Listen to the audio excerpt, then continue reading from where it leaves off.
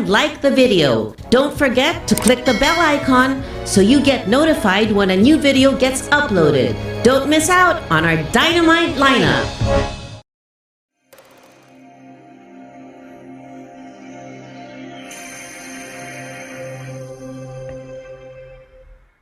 Hello and welcome to the World News Jam right here on DZRJ and RJTV. My name is Eric Lecain and I'm joined as always with Lalie Tolentino as we're here to talk about stories going on around the world, answer questions that the viewers have sent in, the things that are on their mind. Lalie Tolentino, we are on the radio, we're on TV, we're on Facebook, we're on YouTube, we're on the TV Plus boxes. We are everywhere and we are here.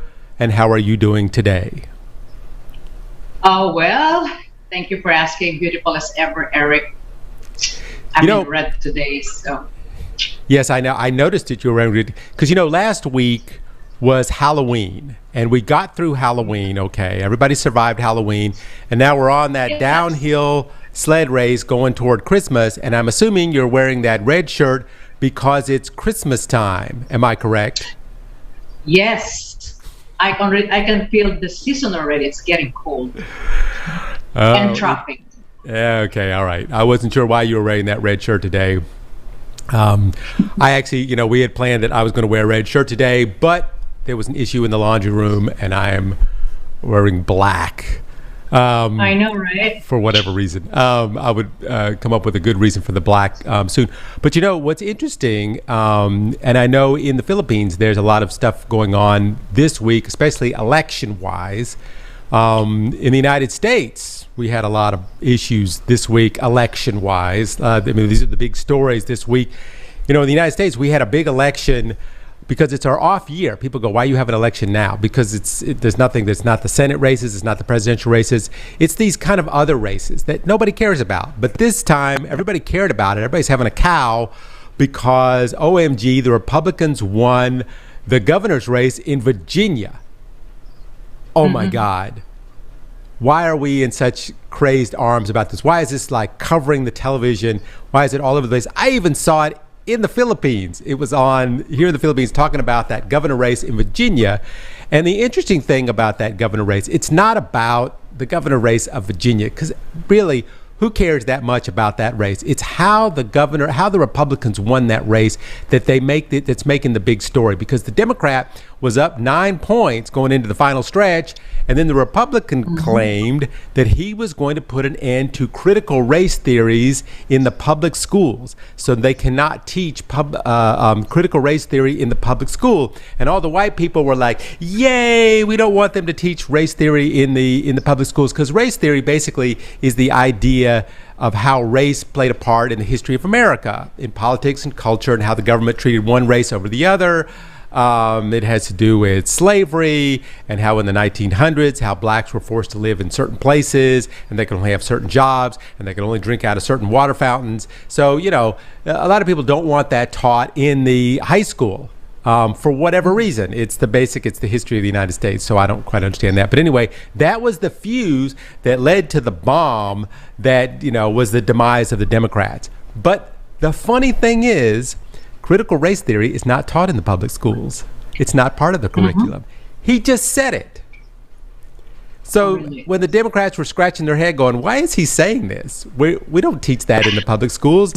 It was, by the time they figured out what was going on, the Republicans had already won the election. So anyway, that was the big story in the United States, is that maybe the Republicans, because what this guy did was he's distanced himself from Trump, because he was worried that if he acted like he was friends from Trump, that would make him lose the election. So in fact, Trump was going to do a big rally for him, and he didn't show up at the rally. He didn't want to go to the rally because he didn't want to be on the same stage with Trump, because he was worried if he was standing next to Trump that he wouldn't get elected. So he came up with this idea, and it was brilliant. But the whole election was won on a lie. Oh, well, it's funny because, politicians would always come up with something, right? I mean, for them to just win an election, something should be said, something should be done. And, is it really politics, right? It's given the framework of what politics could be in the future. I mean, it doesn't necessarily have to be the truth, but right before the election, come up with something something that's Yeah, going to light a exactly. bomb and get people like this, the whole thing with critical race theory. And it is, it's one of those things. It's a really touchy subject in the United States because race is a big subject there, and guns are, and abortion are. So if you say anything that has anything to do with those things, even if it's not true, that may sway an election. Speaking of things that may sway an election, in the Philippines, there's a lot of interesting things that happened this week, as you probably know. Yes, Bongbong Marcos is. Sure, I know. Yes, he's always got himself in the news for one reason or another. But this week, they think that they can get him disqualified because he was convicted of tax evasion. Now, I am not privy to his tax evasion problems, but I did a little bit of looking because I wanted to know. Because when you ask people that are pro Marcos, they go, "Oh, this is nothing. This is stupid. This is just the other side saying stuff." And then you ask the other side, they go, "Yeah, he evaded taxes and blah blah blah, and he stole money and all that kind of stuff." So it doesn't matter who you talk to. Whatever side they're on, it's going to go the way. So I had to look into it because I needed to know for myself what this was all about. And it turns out, now this is the boring version here, that 1991, 5 years after his father was ousted from office, they caught up to Bongbong for unpaid taxes from 1982 to 1985. Now, you can stop me if I say something wrong. So anyway, he said that he thought his staff did the returns. Always easy to blame the staff. I know how guys do that. So, but anyway, they didn't do the returns, and he was found guilty of tax evasion. Now, he appealed the failure to pay the tax, and that was overturned. But the conviction for failing to file was not overturned. And the interesting thing was the prison sentence that's supposed to go, the mandatory prison sentence that's supposed to go, that somehow he got off the hook of jail time for that. But this is where it gets a little weird for me, because then he petitioned the Supreme Court to extend his deadline to file, but then he withdrew that. Now, the problem here is the conviction stands. So if that's true, then the prison sentence would mean that Bongbong can't run for president. However, the sentence was removed. So what does this show? It shows that Bongbong Marcos has bad morals and the intent to deceive, which you can get disqualified for. Right? Lalie Tolentino, what's your take on this? All right. Okay. This is really interesting because, when I was reading this, we were talking about, to other people here. Why all of a sudden these issues came up? Why did this not happen before when he was even running for vice president? Why only now? Yeah, there's actually quite a bunch of articles on that, on why that didn't come up before, because they actually didn't. Yeah, it actually didn't need to. But anyway, so go ahead. Yeah. Now, because he still ran for governor, and then I think he really ran for office. And according to what I read also, that he's supposed to be disqualified. Any government government officials should not be, shouldn't run for office or disqualified or something like that. And really, really a big question to me, which is, I know it's up to COMELEC or, after all the, I'm going to, because I believe they're going to give an answer to that within this week. And for my own personal, thought on this is just, okay, let's just wait. But again, why did those people did it now? Because they're seeing a lot of, based on the statistic, based on the different surveys, Bongbong is, kind of number one all the time. So after Sarah said that he's just not going to run anymore. So I want to have this because, Carpio has a different idea. Other lawyers has different idea on the subject. I'm not a lawyer, so I cannot argue on the legality of everything. But I will just wait for the right time for the Marcos side to explain all about this issue. Because there's nothing to explain. There's really isn't anything to explain. It's pretty laid out, pretty clear. They've even asked him about it, and they're like, that it is what it is. They came out and said that the Comelec people said that it was, it wasn't anything big, it was dismissive. And the Comelec people said, well, we didn't say that. Or whoever that guy is that came out and said, well, I didn't really say that. I said that the next day after they filed the papers. So, in any case, here's what I believe is going to happen. Nothing. I don't believe they're going to do. I don't believe they're going to dismiss Bong Marcos. They're going to not let him run for president because of this. I think they'll come up with a way, for the same reason that he didn't go to jail. If I was running for president, I think that I would be thrown out on my ear for something like this. But I don't think Bong Marcos, the way they have gotten out of things over the past decades, I don't think that this is going to stop them. It would be hilarious, I think, if this. And you know what's ironic about this whole thing? His father is the one that made the law that said you can't run for office if you've been convicted of tax fraud. So I think that's neither here. That's just funny for me. It's inside funny. Yeah. But if I may add on that, if I may add something, the more that they do this kind of thing, the more he's getting popular and he's getting more sympathy from people. Yeah, I mean, a lot of people have already suggested it was his plan to do this all along. that his people are the one that actually started this whole thing. The other side, I mean, I know they should really think twice and, whatever, even though they have proof or whatever. I mean, well, people, just do the right thing, okay? If you know somebody, not only Bongbong Marcos, what about other candidates? Check on their issue also. If they have, cases, whatever, then disqualify them already. Why not now? Why only now? So now be careful because Bongbong is getting more popular and who knows. Yeah, I mean, legally wise, it's not clean, it's not clear cut because he did not do prison time, even though he was convicted and was given prison time. He didn't do the prison time, and it says there's this is where the legal experts are going to have to finagle this thing to figure out what it really is going to be, because it's not, like I said, it's not clear cut. There's a few things because he was able to, even though he was guilty, he was able to get off the hook because of something for part of it. So he didn't do any prison time. And I think that's going to be the kicker, is that he did not spend time in prison. So we're just going to let him go ahead and run for president because he was never in prison. So boom, there you go. That's my thought. I think that this is going to turn into nothing. We will wait and see. Okay.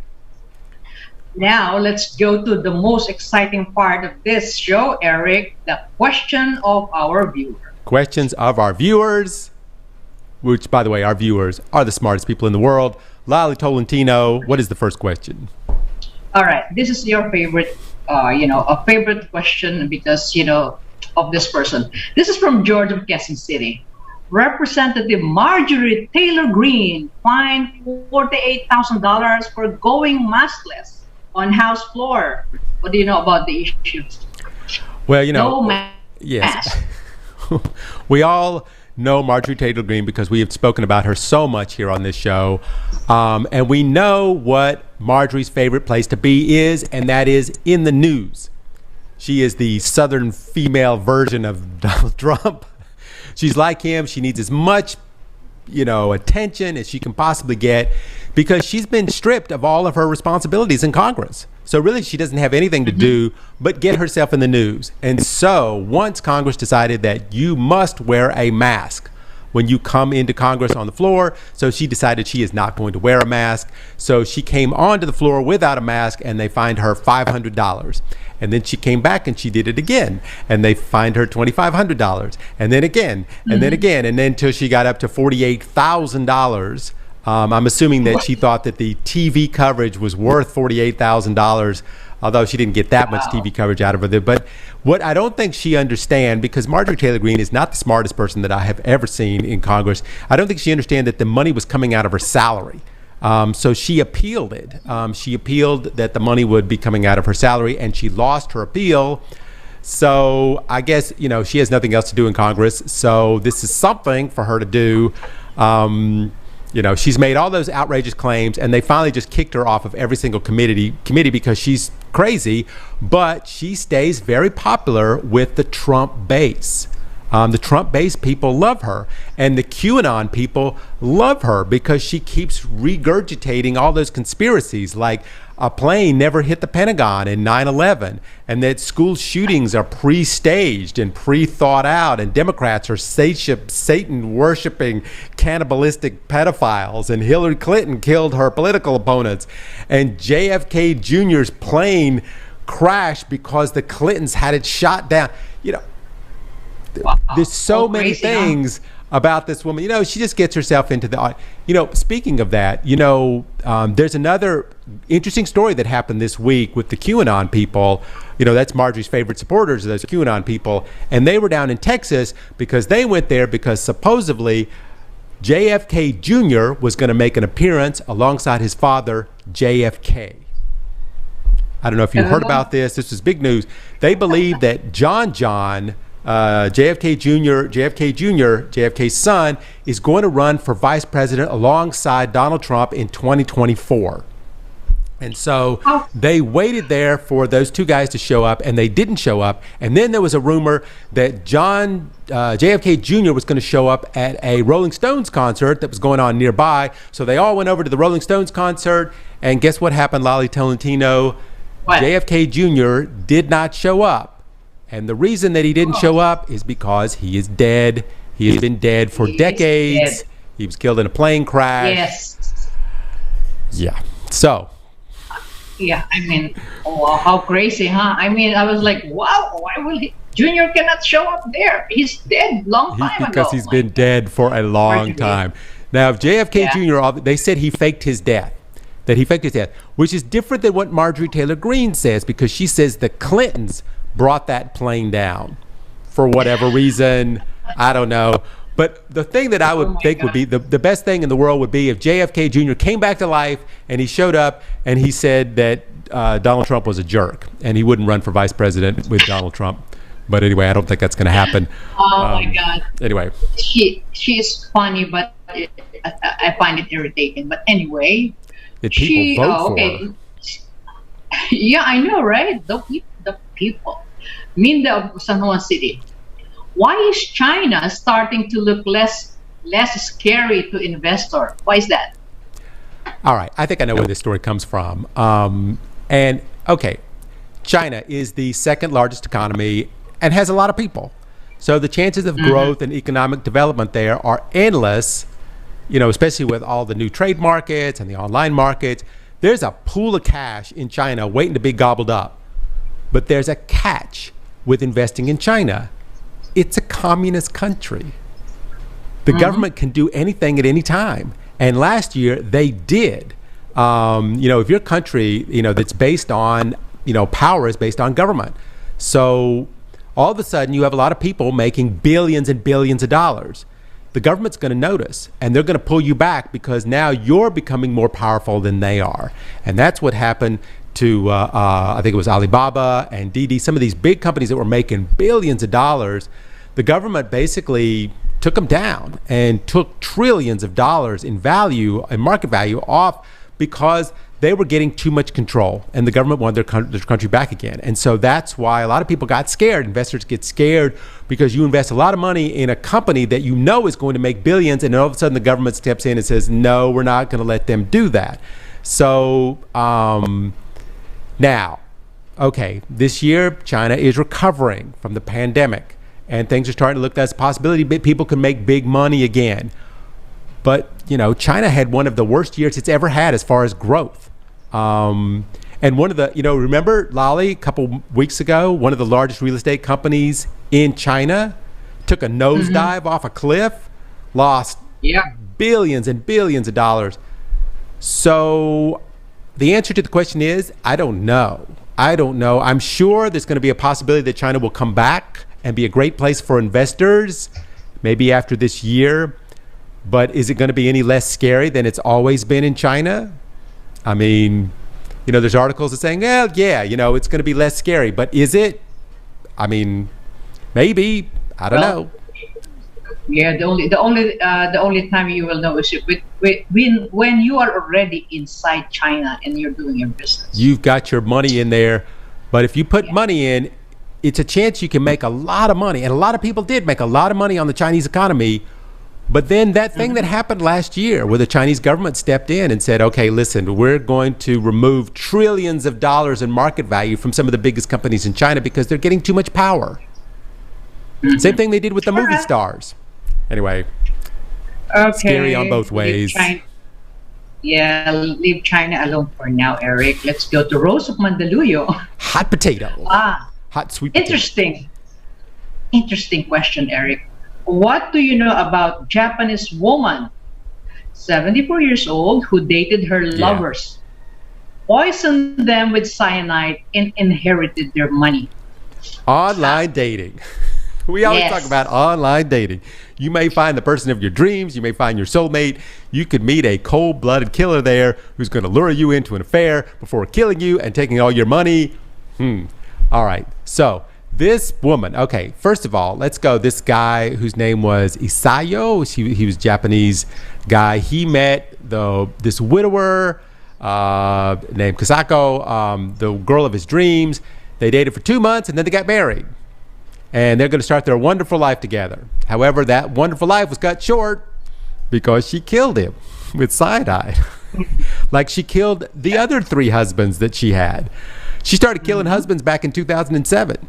And she just found that it was easy. It was a great way to make money. She actually was married before. She was married for 25 years. And then her husband died. And then after her husband died, she got married to a second guy and found out that, hey, you know what? It's easy just to kill him. And then I can get rich. So anyway, she started killing people. She learned about cyanide. And the first time she tried it, it didn't work. In fact, it messed up her husband really bad. He was very impaired afterwards. And he actually died a year later. So she got the money anyway. But she didn't get caught for that one. But finally, they put it together that all her husbands are dying. And they're all dying from the same thing. So they got her. Anyway, she was given a life sentence. And this past week or in recent times, she did an appeal and she lost her appeal. So she will not be getting out to do online dating anymore and then, making her money off killing her husbands. But anyway, that's the story with that Japanese woman. Oh my goodness. That's why you people be careful with the guy that you're dating online. You better don't get any ideas, Lalie Tolentino. No, I'm just kidding. Yes. But yeah, it's true. If you're dating online, these people that find somebody online and they marry them like a month later or 2 months later, you can't know somebody in a month. I mean, maybe you can, but somebody like this woman, she wasn't looking for love. She was looking for guys with money. They did. I mean, the trial lasted a long time. The trial went on for a while. They found out all the reasons she was looking for guys with money, especially older guys, that she could slide them a little bit of cyanide in one of their pills or their tea or whatever, and then make a lot of money and then move on to the next guy. So watch out for that online dating. Make sure you know the person. Interesting story, actually. Yes. Okay. Well, now, let's go to Miguel of Manila. Who is the Newsmax reporter whose tweets are blocked for claiming COVID vaccine contains satanic markers? What do you know? Isn't this funny? My goodness. Oh my God. It's hard to believe that this is even happening. So anyway, this Newsmax correspondent, who's quite famous, by the way, said that the COVID vaccine contains tracking devices that are linked to the devil. Oh my God. To the devil. So according to the vaccine, and she has a point, the vaccine has a bioluminescent marker called luciferase, which is actually an actual thing, and she is saying that within that you can be tracked, and somehow you can find the ends of this in the New Testament. It explains how all this works. Now, the problem that she has with this is that the vaccine does not contain this actual enzyme at all. That luciferase is actually an enzyme. It's found in fireflies. It makes fireflies light up. The second problem that she has is that it is widely known that the devil did not have a hand in making the vaccine. All right. So her Twitter account has been blocked because of this. She made other statements in the past that said, that you must avoid the vaccine, calling it the mark of the beast. Something to do, somehow the vaccine and Satan are related. And so this woman has been spouting this stuff. I mean, anything that comes off of Newsmax, I have a problem with anyway. But this is one of their big, correspondents there on Newsmax. So in any case, they have downplayed. They have said that what she is saying is untrue. That the vaccine actually has nothing to do with the devil, and that the vaccine actually works, and that you should take it, and that she is a crazy person. Well, good enough that they said that. There's another story that came out this week about a man who almost died from COVID. And he was one of these conservative guys that is always downplaying the vaccine and downplaying the virus, and that it's not that bad, and it's just a money-making scheme, and the Democrats are behind it all.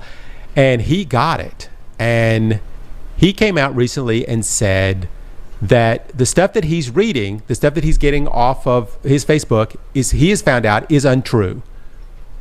Mm-hmm. So, wow, crazy. He said, he reads some, places. He goes, I don't understand. I read that, only 1 in 100 people die of the virus.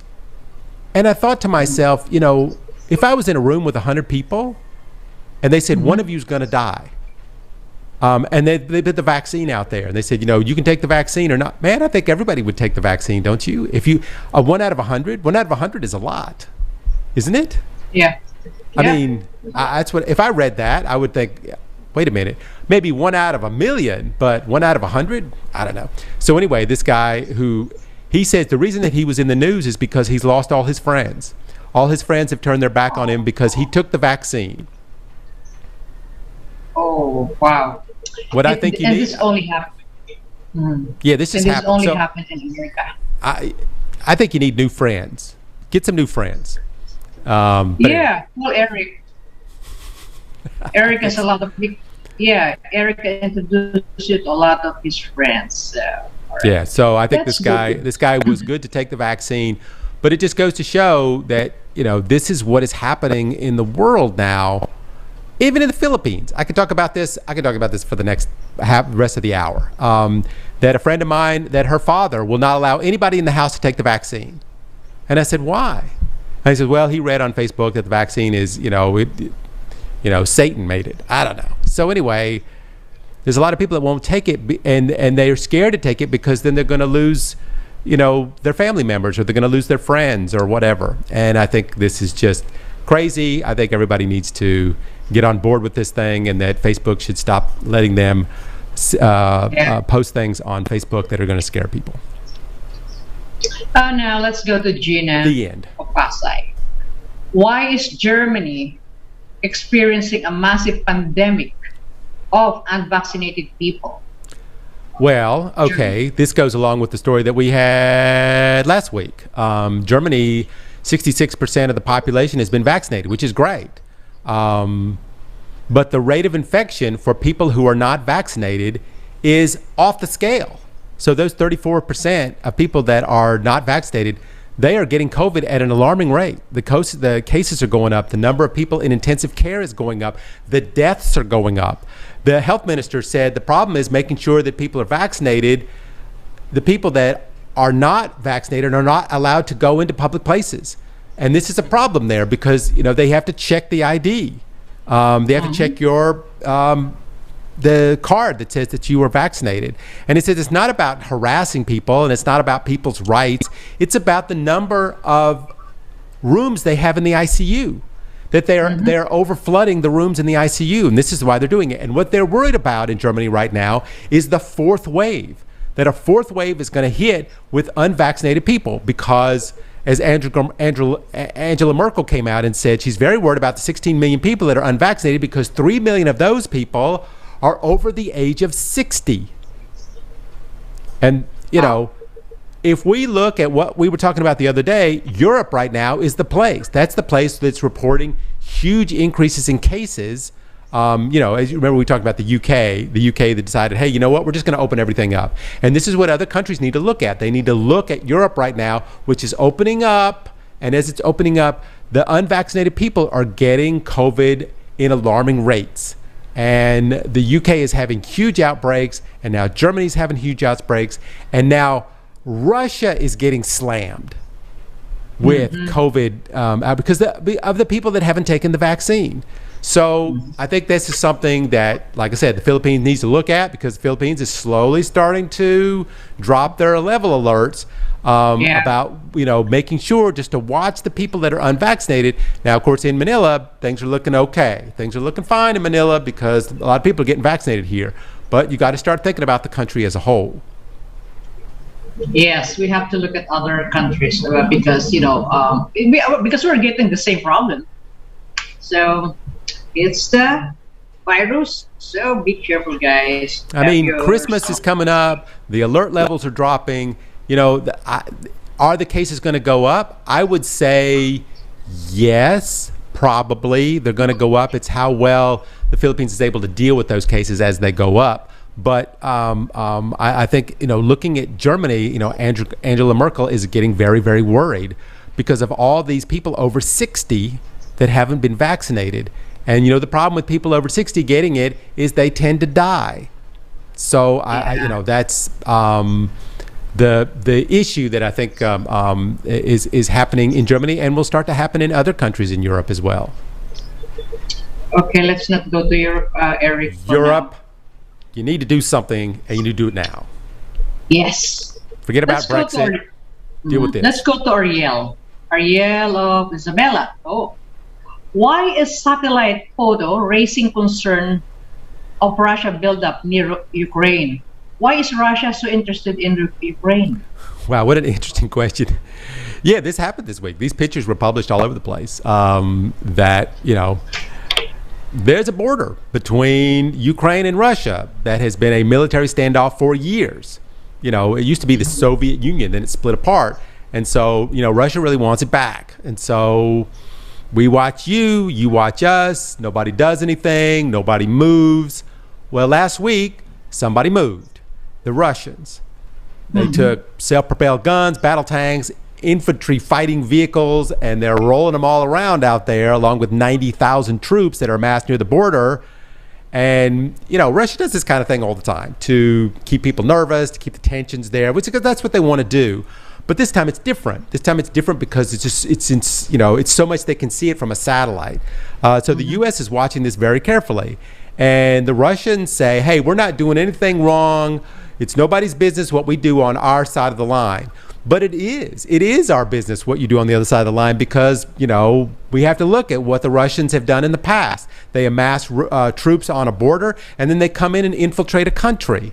So the United States is there to make sure that they don't do this. The Ukraine relies on the United States in order to keep the Russians from just basically taking over the Ukraine, which they could, which is the thing that Donald Trump did, before. He held up the money for the military to keep the Russians out until they found dirt on Joe Biden or Joe Biden's son. I don't know, the crazy thing that was going on last year.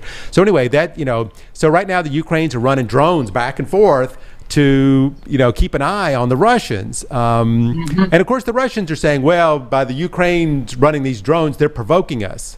And a TV host came on Russia and said, hey, there's a major war that's going to happen. It's possible. It's coming. So of course we're going to be worried. We're going to be worried about stuff like this. We have to look at the past and what's going on. So yeah, I don't know. Hopefully it will be nothing that the Russians are just doing their usual spooky stuff, but hey, it could be they're getting ready for something bigger. Yeah, because Russia has a reputation of doing things. So can you blame other countries? We can't forget Crimea. I mean, they just rolled in and took it over. And so if you're going to do stuff like that, first thing, we're going to sanction the heck out of you. And then secondly, we're going to watch every single move you make, which is what the United States is doing. What, Ukraine is doing with their drones. Where do you think those drones came from? The United States gave them these drones so they could fly back and forth and watch the Russians and make sure they don't infiltrate their country. You know what, Eric? I'm glad Philippines is a little, I mean, far away from Russia. Otherwise, we might be invaded by Russia. I don't think Russia is coming for the Philippines. I don't know. Maybe because they they can't. really like the beaches. They want to Yeah. come here and check out the beaches and the Okay, let's Beautiful go to women. Dot from Kainta. Who is the ex-Saudi intelligence official, says Crown Prince as a psychopath, who could kill the sitting monarch in 2014? What do you know? Who is this guy? I mean, okay, first of all, it's already been proven that the Crown Prince ordered the killing of Khashoggi. That the guy that, was killed in Turkey. We listened at a recording that was made by Turkish intelligence, that listening to him get murdered and getting his body chopped up and disposed of. I mean, the Crown Prince ordered that. So, I mean, he says he didn't, but everybody else in the world says he did. So, to claim that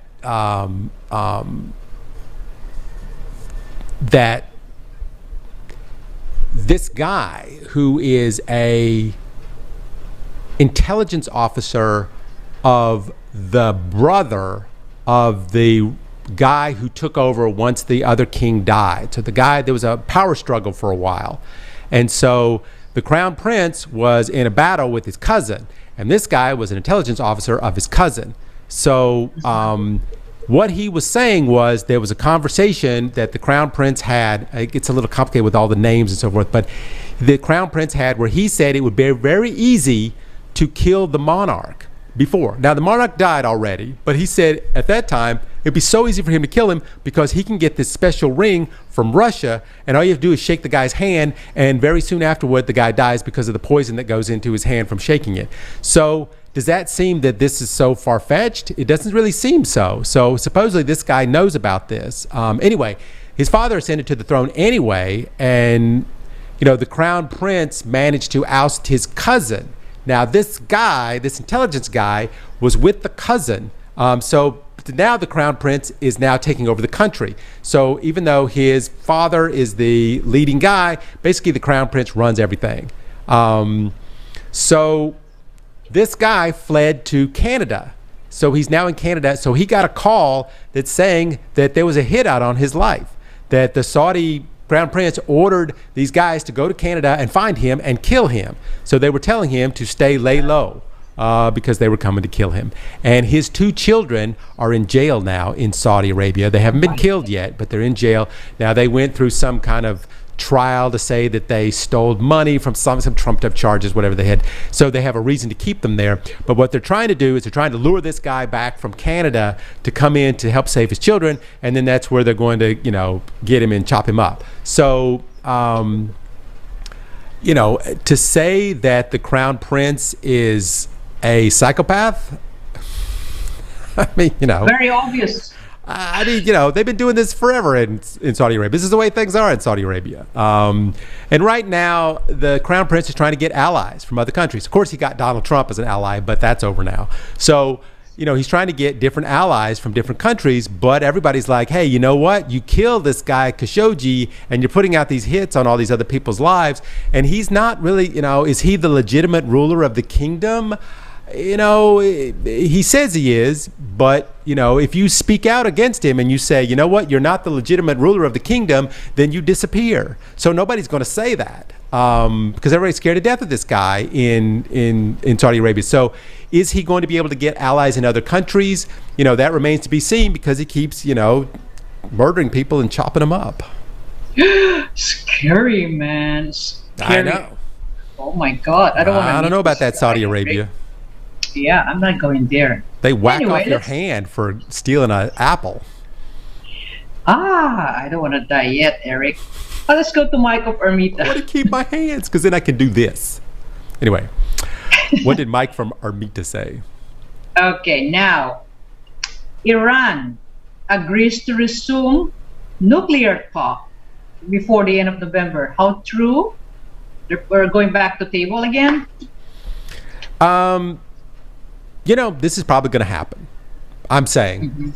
We say right here on the World News Jam, we believe this is going to happen because part of Biden's agenda is to undo all the crazy stuff that Trump did. And Trump, he undid the nuclear deal. And many countries had gotten together and made this deal. And it took a long time to make this deal with Iran. And, Obama's the one that led the whole thing, got all the countries together to stop their program to build nuclear weapons. And they would lift the sanctions if they would stop building these nuclear weapons. And then the country wouldn't starve to death. And the Iranians did the deal. They were adhering to the deal. They agreed to everything and they were doing it. Then the Trump camp came in and they pulled the U.S. out of this deal.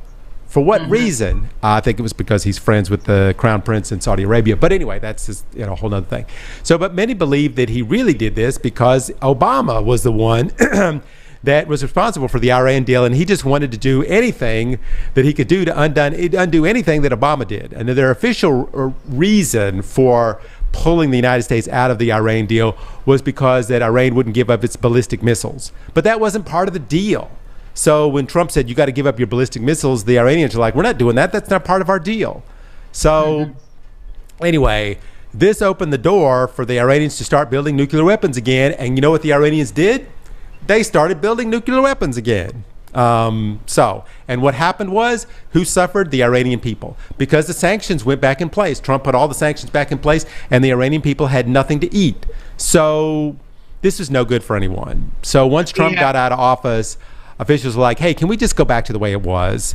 So at the end of November, all the countries are going to get back together again, and they're going to try and piece together the old deal, which to me is a no-brainer, but it's a bit more complicated, Lalie, because the Iranians are like, hey, we make a deal, we get a really good deal. What happens if Trump wins the presidency in 2024? We're going to go right back to building nuclear weapons and then starving our country again? What's going to happen? So this is what they have to figure out, because it's true. You make a deal with the United States. It used to be you make a deal with the United States and it stands. But this past year, man, all of a sudden, all our deals were undone. So can you trust the United States to make a deal with you again? So that's what they got to figure out. All right. And the thing is, well, it depends on the president, because, it's now Biden, and then the previous administration did some crazy stuff. About the deals. So maybe took us out of the Paris Climate Accord. Yeah, and of course, when Biden got in, they put us back into the Paris Climate Accord. Yeah, exactly. Why not just make a deal with any country for whatever, so at least we'll have peace, not like arguing or fighting over something or whatever. I don't know, but let's have peace. Let's make love, not war. That's what they say. Okay. Let's get that hippie band that Lalie had on her head last week, and make peace, love, not war. Okay. Yes. Anyway, what else is up? All right. Ninja. All right, let's go to George. Okay, let's go local now. George from Quezon City. There's another George. Secretary Galvez says mandatory vaccination might be good to all Filipinos. What do you think? My answer is yes. Come on. Who's going to say no? Currently vaccinated people in the Philippines is 28.7 million. So they need to vaccinate 77 million people for the herd immunity to work. So, places like Manila are doing really well now. They're, it's very hard now to function in Manila unless you've been vaccinated. You have a hard time. They're making it harder and harder for people not to be vaccinated. So people are getting vaccinated. But the province is a different story. People in the province are still refusing to get vaccinated.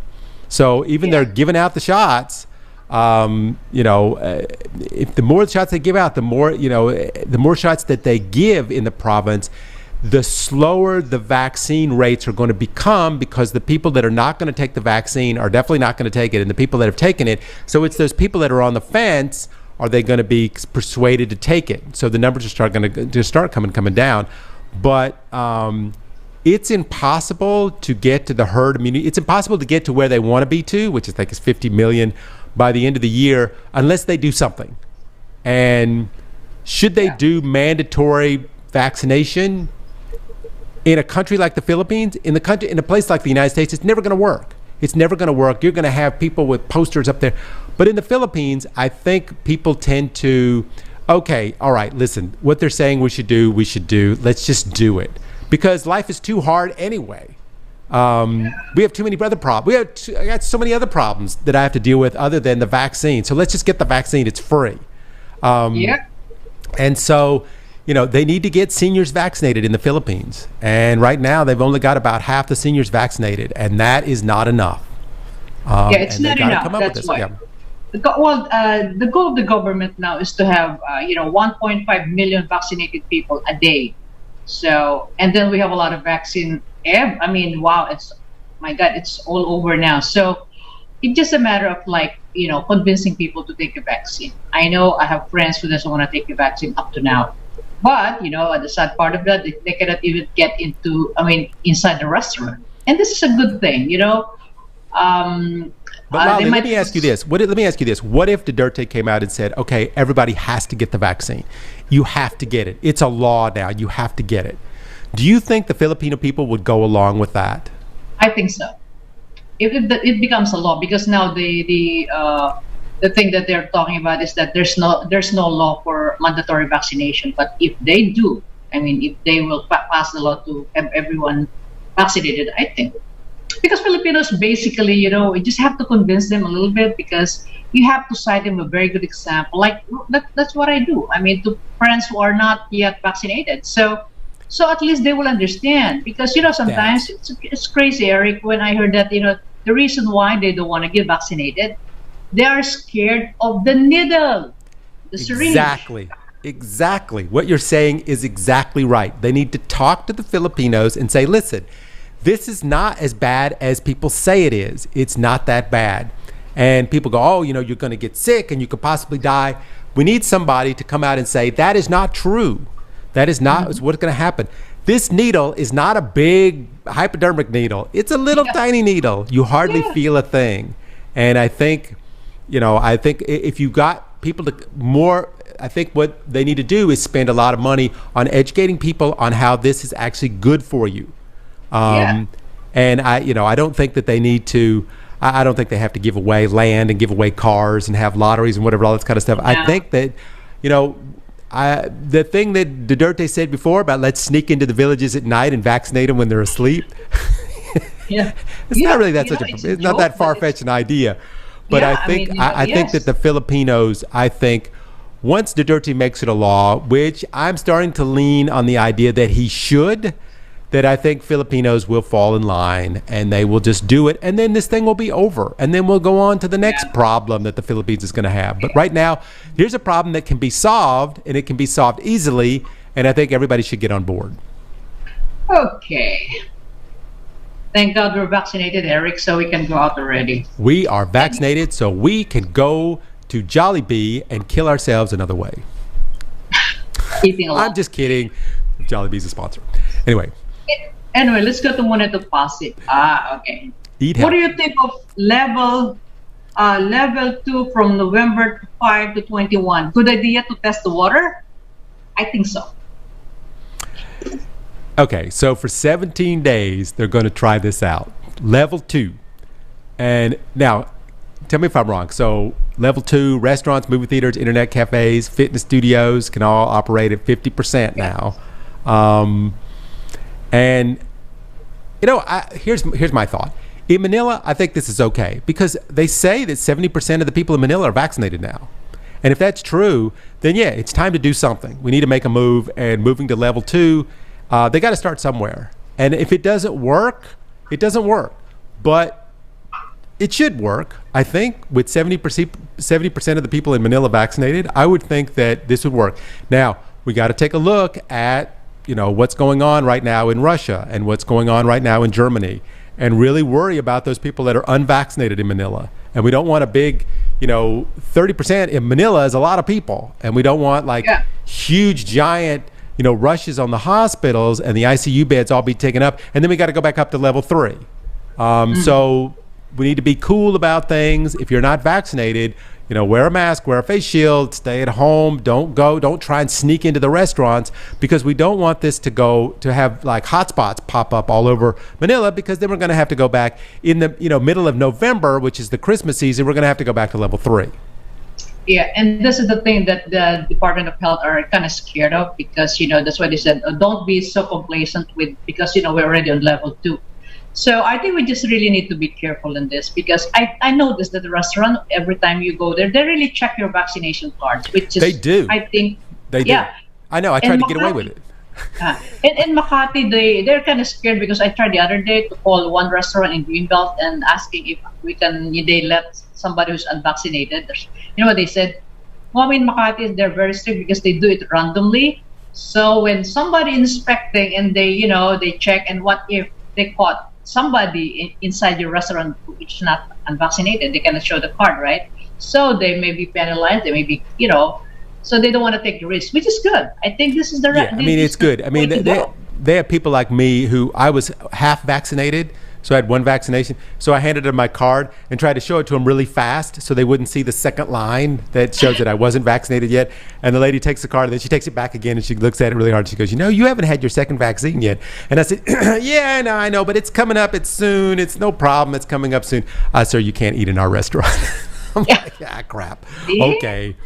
Which is good, right? I mean, which is good. That is that they should do that because right now, like I said, I mean the Philippines has other problems they need to deal with.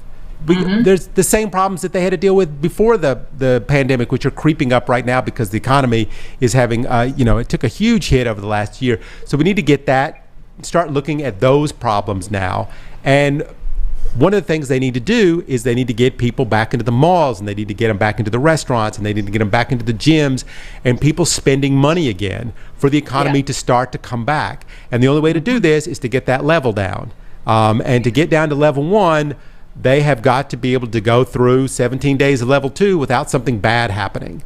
And for something bad not to happen, those people that refuse to get vaccinated, it's up to them. It's really up to them. If they want to come out and they want to spread the virus around, and now that the Delta virus is in the Philippines, if they want to start spreading that around, that's just going to cause bigger problems for everyone. Yeah. All right. Now, this is a very interesting question from Irma of Makati. Well, people start partying. We know all those people, right? What would you call the new virus, if ever? Well, all right. I mean, what do you think? We're about to have a reckoning. It's coming up very soon, and it's called Christmas. Is Christmas COVID going to be widespread over Manila or not? So that's what it's going to be called, Christmas COVID. If we get this, if the new variant's going to be called, the Christmas COVID in Manila. I don't know if that's too long, but anyway, let's just, it's going to go about all the stuff that we've already said. Is how are we going to deal with Christmas now? The United States has decided to go ahead and let people, mix and match. You can, they're taking away all the stuff. You can go, you can do things. You don't have to wear a mask. I mean, this morning I woke up to this crazy story that 8 people died at a rock concert because they were crushed to death because there were 50,000 people showed up to the concert and they're all packed in there tightly together. I mean, come on. COVID just finished. We're already packing people into a stadium so tightly that 8 people get killed and a whole bunch of people get injured. I thought that was insane. When I read that story, that happened last night, by the way, at a rap concert in Texas. And all these people came in unmasked and they're pushing against each other. And because it's Texas, that a lot of them aren't vaccinated. And they pushed so tightly that a whole bunch of people died. And, that's that's not the case of COVID. But I mean, I would just say, this is the kind of thing that we need to ease into. Having huge, giant parties. Makati at Christmas time. I've been here at Christmas time in Makati. I mean, you can go to a party every single night in Makati. Yeah. You can get invited to a party every single night. And these parties are grand and they're beautiful and they have lots of people. I just worry about this now because we're right at the end of this thing, and the Philippines has done a lot of work to try and make sure that this thing has gotten to the point where we can get down to a level that people can go out again. And what's going to happen is people are going to rush out, and they're going to go to parties, and hey, we're going to be able to do all this kind of stuff. And then by the time December is here, the hospitals are going to be packed full of people with COVID. And so this is what all the work the Philippines has done. we need to make sure that we ease into it, and not go crazy. Yeah, and I can already see a lot of party being organized, Me too. and this, yeah, and then I already see it. what made me really, worried about is that the gathering that has a lot of people, because when you're already at the party, you don't have masks, because you have to remove it, right? And then you keep drinking and then talking. So even though you have to remember that even though we are vaccinated already, we can get the virus. That is Yes. for sure.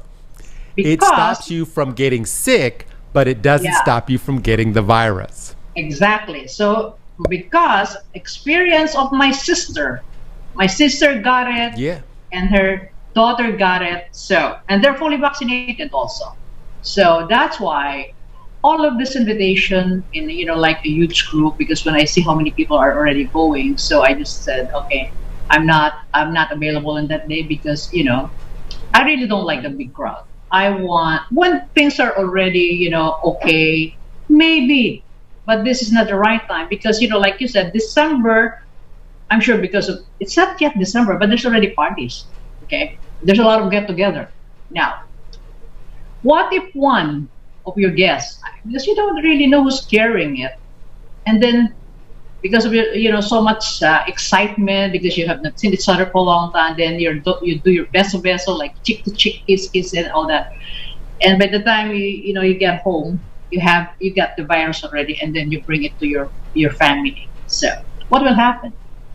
I'm scared of that, because like I said before, I will say this over and over, I cannot afford to get sick.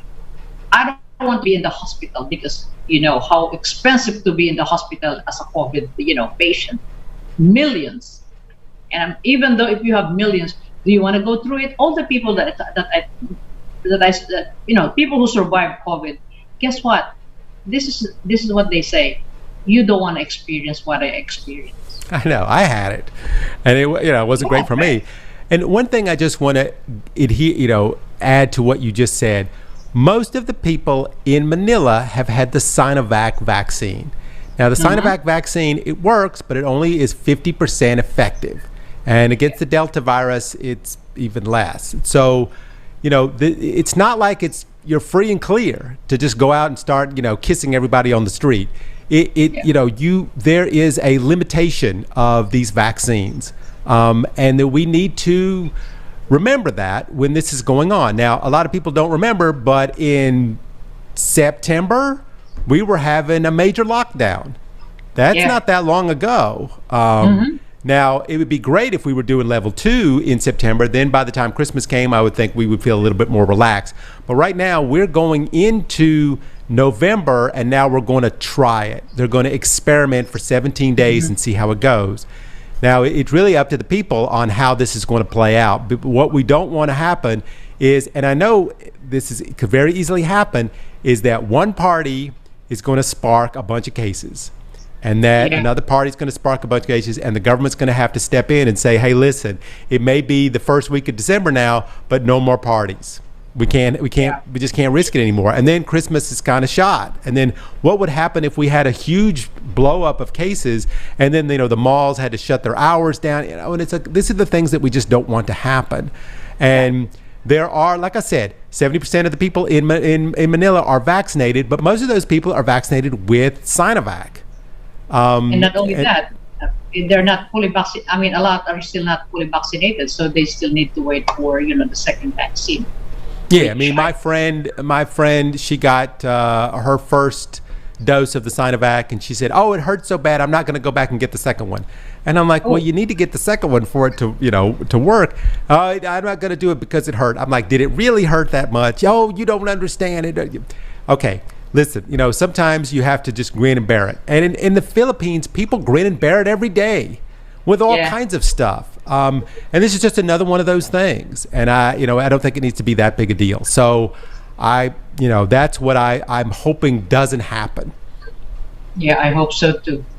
Just for our, friends out there, again, just be careful. I mean, don't get too excited in attending parties, because You don't Well, know who's carrying the virus. You might be carrying the virus without you knowing it. I know. I mean, I might be carrying the virus right now. But speaking of getting so excited, and I am so excited, Lalie Tolentino, but I'm not excited about the fact that we are running out of time, because we are out of time now.